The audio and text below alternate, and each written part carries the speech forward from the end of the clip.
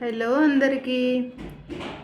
ఇప్పుడు సింపుల్గా కర్బూజా జ్యూస్ ఎలా ప్రిపేర్ చేసుకోవాలో చూద్దాం.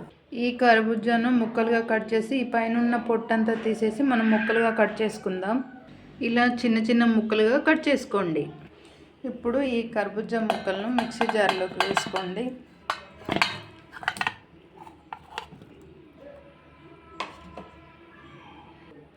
ఇందులో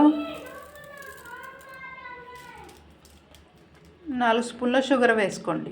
ఇప్పుడు జ్యూస్ కోసం మిక్సీ పట్టుకుందాం.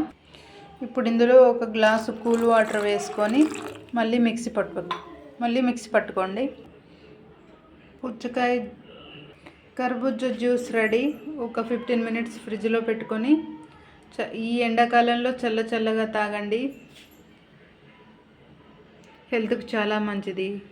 ఈ రెసిపీ మీకు నచ్చితే లైక్ చేయండి, షేర్ చేయండి అండ్ మన ఛానల్ను సబ్స్క్రైబ్ చేసుకోండి.